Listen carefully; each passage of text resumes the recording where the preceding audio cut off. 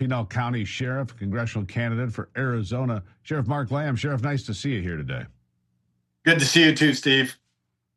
How do we handle this? I mean, this is a violation of federal law, if I'm not mistaken, to disrupt a congregation that's going about their business, minding their own business on Sunday worship. These people storm in, intimidate them, start yelling and screaming and saying, say her name, referring to Renee Good. How long are we going to let this go on?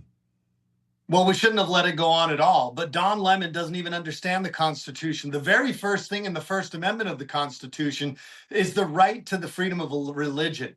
Yes, freedom of speech exists, but this is private property, not government property. And another place where he's wrong on, he says that they have the freedom to protest. No, you don't.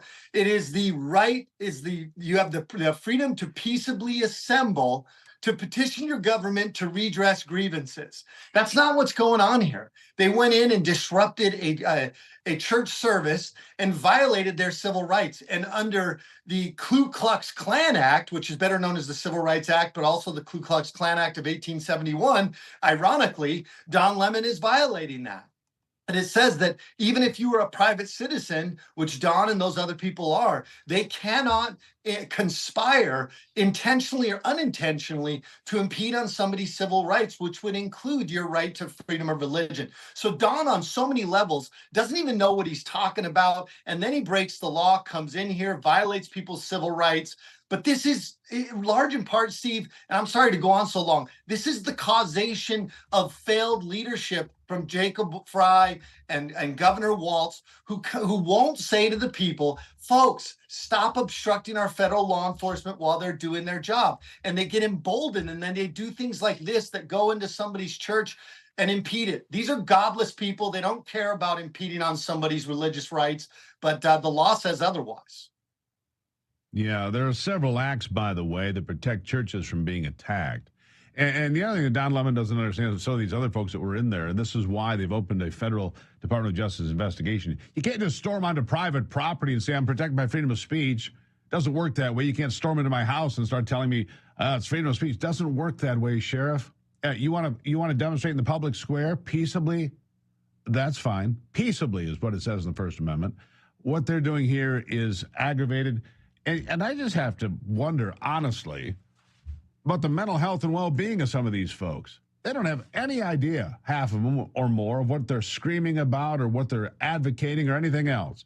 They're not advocating for the young women that have been raped and murdered in this country, or the families that have been killed by drunk drivers, all from people outside of this country. And they continue to target ICE agents. It's a recipe for disaster, isn't it? Absolutely. They're defending the indefensible, criminals who came into this country illegally and who continue to commit crimes in this country. Then they break the law by obstructing law enforcement, which isn't the way that you peaceably assemble and petition your government. If you don't like the immigration laws, don't go obstruct law enforcement. That's illegal. Go to your congressional office or go to your Senate and write a petition to them and tell them you have a problem with the law. That's the way the founding fathers set it up. Only the courts adopted the language of protest later on.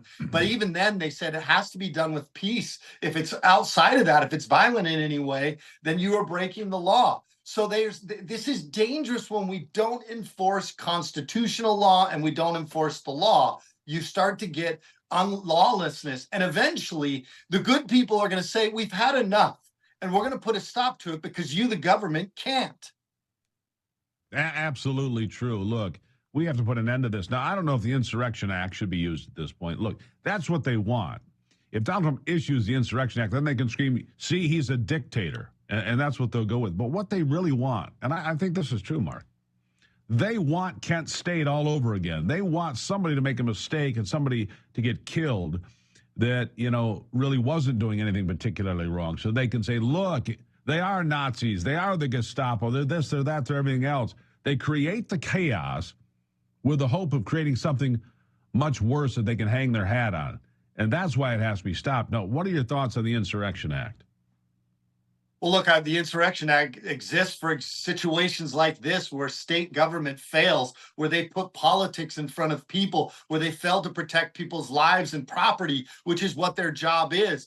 and then they allow this lawlessness to occur. And not only do they allow it, Steve, they fuel it. They, with their words and their actions, they continue to encourage people to join up with these groups, which are paid agitators. Most of them are being paid to go out into these churches, to go onto the streets, to break the law by obstructing federal law enforcement in the execution of their duties and by removing criminals off the streets of our communities. These are all violations of the law, and these folks are being paid to do so.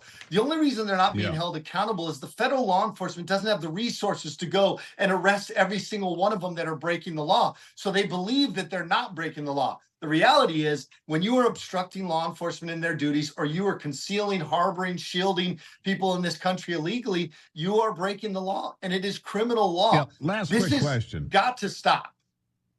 Yeah, last quick question here. You're out on the campaign trail. How do you think people that are voters see this? The ones that aren't saying anything, that they're not at the protests, that are watching this at home and saying, wait a second. How do you think it's playing on the campaign trail for Republicans, Democrats, Independents?